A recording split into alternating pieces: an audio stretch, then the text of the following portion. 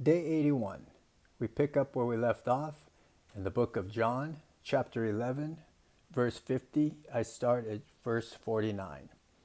And one of them, named Cephas, being the high priest that same year, said unto them, Ye know nothing at all, nor consider that it is expedient for us that one man should die for the people, and that the whole nation should not perish.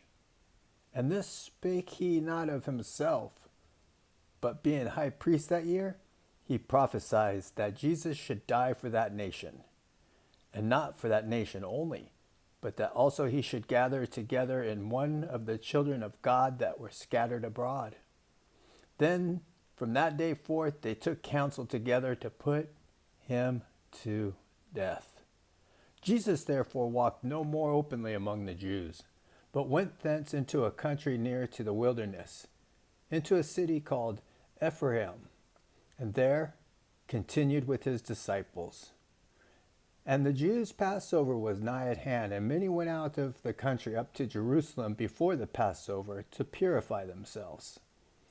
Then sought they for Jesus, and spake among themselves as they stood in the temple, What think ye, that he will not come to the feast? Now both the chief priests and the Pharisees had given a commandment that, if any man knew where he were, he should show it, that they might take him. Chapter 12. Then 6 days before the Passover came to Bethany, where Lazarus, which had been dead, whom he raised from the dead.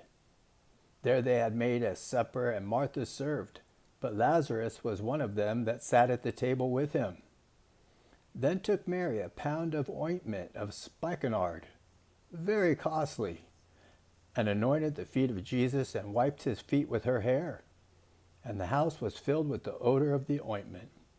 Then saith one of his disciples, Judas Iscariot, Simon's son, which should betray him, Why was not this ointment sold for 300 pence and given to the poor?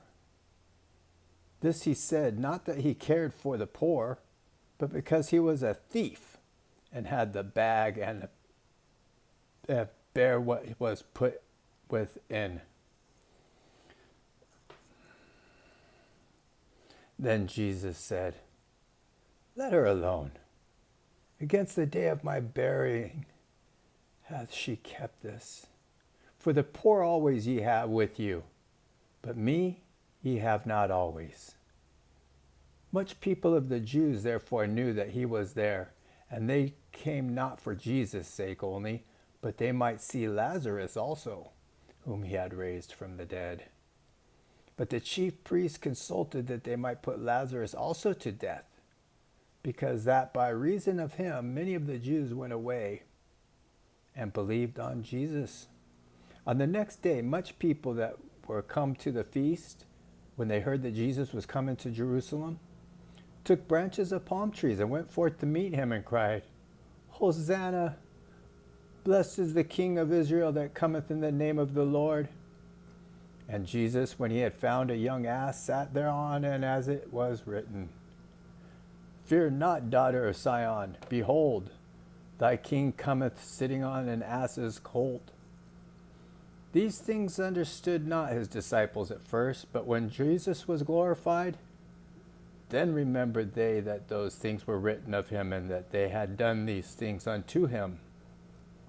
The people therefore that was with him when he called Lazarus out of the grave, and raised him from the dead, bear record.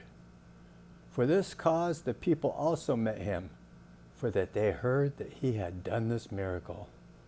The Pharisees therefore said among themselves, Perceive ye how he prevailed nothing? Behold, the world is gone after him. And there were certain Greeks among them that came up to worship at the feast. The same came therefore to Philip, which was of Bethsaida of Galilee, and desired him, saying, Sir, would we see Jesus? Philip came and telleth Andrew, and again Andrew and Philip tell Jesus. And Jesus answered them, saying, The hour is come that the Son of Man should be glorified. Verily, verily, I say unto you, except the corn of wheat fall into the ground and die, it abideth alone. But if it die, it bringeth forth much fruit. He that loveth his life shall lose it, and he that hateth his life in this world shall keep it until life eternity. If any man serve me, let him follow me, and where I am, there shall also my servant be. If any man serve me, him will my Father honor. Now is my soul troubled? What shall I say? Father, save me from this hour, but for this cause came I unto this hour. Father, glorify thy name. Then came there a voice from heaven, saying, I have both glorified it, and will glorify it again. The people therefore that stood by and heard it said that it thundered. Others said, an angel spake to him. Jesus answered and said, this voice came not because of me, but for your sakes. Now is the judgment of this world. Now shall the prince of this world be cast out. And I, if I be lifted up from the earth, will draw all men unto me. This he said, signifying what death he should die. The people answered him, we have heard out of the law that Christ abideth forever. And how sayest thou, the Son of Man must be lifted up? Who is this Son of Man? Then Jesus said unto them, yet a little while is still the light with you. Walk while ye have the light, lest darkness come upon you. For he that walketh in darkness knoweth not whither he go. While you have light, believe in the light, that ye may be the children of light. These things spake Jesus and departed, and he did hide himself from them. But though he had done so many miracles before them, yet they believed not on him.